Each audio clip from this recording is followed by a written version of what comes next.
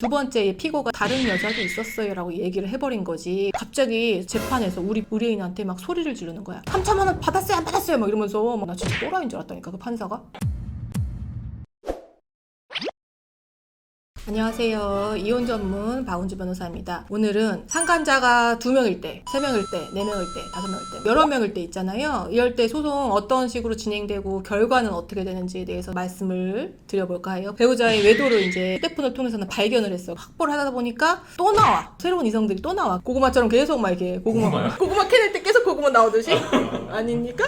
아니 한 명이 아니었어. 그러면서 변호사님 2명이었어요. 막 이러면서 이럴 때 소송을 하고 싶단 말이야. 다 여기저기 하고 싶죠. 근데 이제 전략을 잘 짜야 되는 게 여러분 이혼을 안 하는 사건들이 있고 이혼을 하는 사건들이 있고 이렇잖아요. 이혼을 하지 않는다고 하면은 상간자가 A가 있고 B가 있어요. 그러면은 법원에 피고 1을 A라고 하고 피고 2를 B라고 해가지고 제기할 수도 있고요. 그 다음에 각자 다른 법원에 소송을 각자 제기할 수도 있어요. 그 상간소송인 경우에 관할을 크게 2가지로 잡을 수 있는데 하나는 원고 거주지 관할로 잡을 수가 있고요. 또 하나는 피고 거주지 관할로 잡을 수도 있어요. 그러니까 그거는 선택적인 사항이에요. 그래서 법원을 다르게 우리가 할 수도 있어요. 어떤 게 좋을 것 같아요? 이렇게 생각하는 거예요. 판사가 한쪽에다가 A, B를 같이 묶어가지고 했어요. 그래서 A랑의 부정행위는 이렇고요. B와의 부정행위 이러니까 판사님 각자 3천만 원씩 주세요라고 해서 소송을 이제 하죠. 그랬을 때 판사들은 이거를 각자 판단하지 않아요. 묶어서 하나의 소송으로 보는 경우가 많아요. 그럼 무슨 의미냐?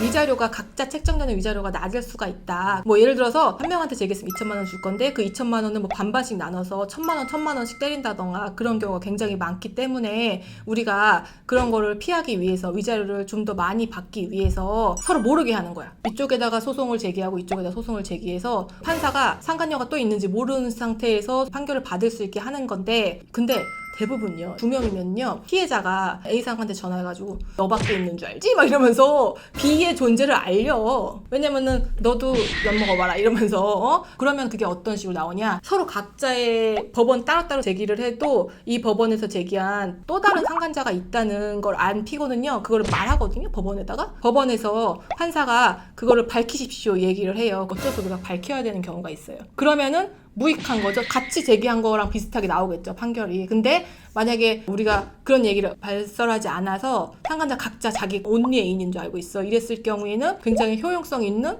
괜찮은 판결이 나올 수도 있다. 이런 거예요. 몇 년 전에 막 너무너무 화가 나는 사건이 하나가 있었어. 막 지금 제가 말한 것처럼 상간녀가 2명이었는데 소송을 법원에다가 각자 제기를 했지만 우리 피해자분이 다 얘기를 해가지고 소송에서 하나가 먼저 소송이 판결이 났어. 근데 그게 한 3천만 원 되게 크게 났거든요. 3천만 원 하나 났고 그 다음에 2번째 소송을 진행을 하는데 이 2번째 피고가 얘기를 하는 거야. 다른 여자도 있었어요 라고 얘기를 해버린 거지. 그러니까 판사가 찾아보더니 3천만 원 판결이 난 거 보더니 갑자기 재판에서 우리 의뢰인한테 막 소리를 지르는 거야.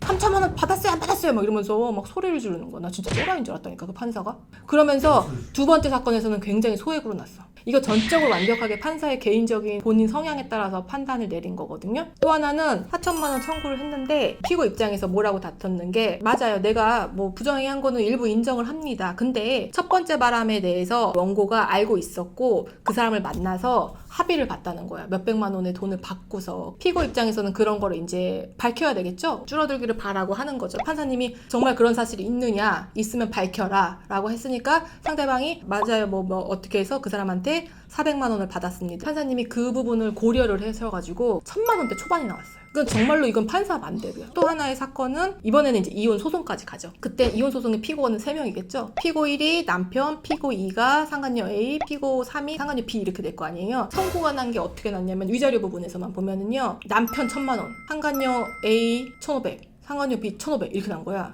그래서 다 합쳐서 4천만 원이 난 거죠. 4천만 원. 근데 또 판사한테 따졌지. 주책임자가 배우자인데 오히려 위자료가 적고 상간자들이 더 크냐. 그랬더니 판사 또 나 몰라라. 그러게? 그러고 마는 거야 또. 또 하나 가장 최근에 난 거는 이거는요. 자기의 외도로 인해서 이혼 소송을 당한 배우자 입장에서 굉장히 중요한 거예요. 이거는 지금 이거 잘 봐야 돼요. 내가 바람을 폈어. 그래서 배우자가 나와 상간자들을 상대로 해가지고 이혼 소송을 제기를 해요. 근데 많은 경우에 이혼은 다 조정이 되잖아요. 근데 이제 조정이 어떻게 됐냐면은 바람핀 배우자가 상대방한테 금원을 지급하는데 그 금원이 예를 들어서 뭐 2억이야. 2억의 성질을 보면은 사실은 위자료 쪽으로 위자료로 굉장히 많이 지급을 한 거죠. 근데 보통 조정 때 위자료 명목으로 얼마를 지급한다고 잘 적지 않거든요. 그냥 뭐 재산 분할 명목으로 해서 얼마를 지급한다 하고서 다 그냥 끝나요. 이번 사건 같은 경우에도 그렇게 재산 분할로 2억 원을 지급한다고 해서 그냥 조정이 끝났어. 피고 1이죠. 남편인 입장에서는 사실상으로 따지면은 재산 분할과 위자료 명목으로 2억을 준 게 맞아요. 우리는 좋게 그렇게 조정을 하고 끝났고 이제 상간 소송이 남았죠. 판결이 났어요. 상간녀 A는 원고의 배우자와 공동해서 1,500만 원을 부담하고 상간녀 B도 공동해서 1,500만 원을 부담하라는 특이한 문구가 나왔어요. 공동해서 1,500을 지급하라는 거는요, 같이 1,500을 지급하라는 거기 때문에 1,500을 지급한 상간녀는요, 누구? 원고의 배우자한테 구상권을 청구할 수 있는 권리를 준 거예요. 그래서 내가 1,500을 지급했더라도 다시 구상권을 청구를 해가지고 원고 배우자를 상대로 해가지고 750 이상을 받을 수 있는 권리를 판사님이 거기 판결문에 써준 거고, 상간녀 B도 마찬가지예요. 결과적으로 따지면은 이 상간녀들이 남편을 상대로 해가지고 구상권 청구를 했으면은 남편 입장에서는 대단히 큰 손해가 발생한 거죠. 자기는 위자료조로 되게 많이 줬는데 또다시 구상을 당해서 1,500 이상의 돈을 또 나가게 생긴 지경에 이르게 된 거죠. 그래서 이제는 외도로 인해서 이혼소송을 당하는 입장에서는 위자료 명목이라 내가 얼마를 지급했다는 걸 명시해야 나중에 상간자들한테 구상권 청구를 방어할 수 있는 하나의 그런 방어 방법을 만들어 놔야 된다. 오늘은요, 상간자가 여러 명일 때 상간소송에서 위자료가 어떤 식으로 책정이 되는지에 대해서 살펴봤습니다. 참 기준이 없어. 상간자가 여러 명일 때 제가 여러 번 소송을 해봤지만 참 판단 기준이 애매하고요. 판사를 누구를 만나느냐, 판사가 어떻게 이걸 생각을 하느냐, 기존에 받은 게 있느냐 없냐 이런 거를 다 참작을 사실은 하게 되고 그렇게 됩니다. 오늘 영상이 유익하셨다면요, 구독과 좋아요를 눌러주세요. 안녕.